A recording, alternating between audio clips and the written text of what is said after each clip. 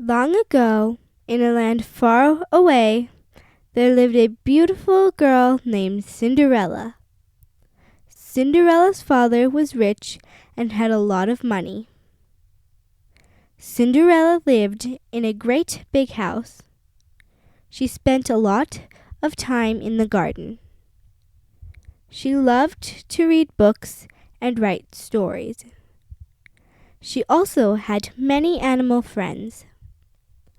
Her mother died when she was very young. Her father married another woman. She brought two of her own daughters. Cinderella's father also became sick and died. Cinderella's stepmother and stepsisters were mean to Cinderella. The two sisters would often fight with each other. They were both thin, their noses were ugly, and they had long feet. The stepmother did not treat Cinderella the same as her own daughters. She gave a lot of work to Cinderella. Cinderella's job was to do all the work in the house. She had to get up early in the morning and work until late at night. But she did not feel sorry for herself. One day, a letter arrived from the king. It read, "The king is looking for a wife for his son. He is going to give a party and invite all the ladies. The prince will choose a lady for himself." The two stepsisters got busy getting ready for the party. They were full of hope. Their dream of becoming a queen would come true. Cinderella also got excited.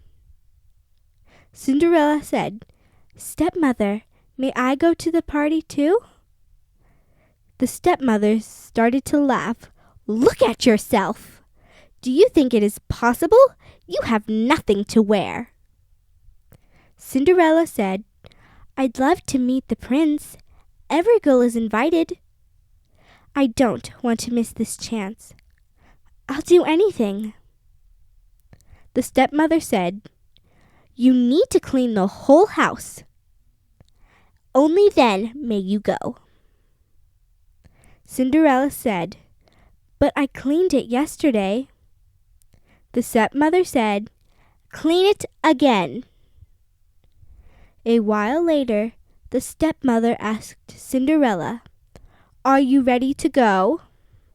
Cinderella said, "I'm afraid not. I'm not done cleaning the house." The stepmother said to her daughters, "We'll be late. Come along, girls." Her stepmother and stepsisters left without Cinderella. Cinderella cried a while under the moon. Cinderella couldn't stop crying. "Every girl will be at that party except me." Just then a fairy godmother appeared. The fairy godmother said, "Child, you are already late for the party." And she turned a pumpkin in the yard into a carriage, the mice into horses, and a dog into a horseman.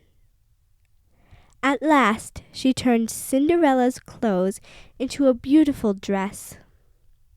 She also gave Cinderella a pair of glass shoes. The fairy godmother said, "Now remember, everything turns back at midnight." Cinderella said, "I won't forget." When Cinderella got to the party, beautiful music was playing. When the prince saw Cinderella, he couldn't believe his eyes. He knew he had found the lady to marry. He danced with Cinderella all night. The clock hit 12. She remembered the fairy godmother's words. She was in such a hurry that she left one of her shoes. The next day, the prince sent out his men to find Cinderella. At last, they came to Cinderella's house. The stepsisters tried the glass shoe. It did not fit their feet. Finally, Cinderella tried the shoe. It fit. In fact, she had the other glass shoe. The prince married Cinderella. She became a queen. The prince and Cinderella lived happily ever after.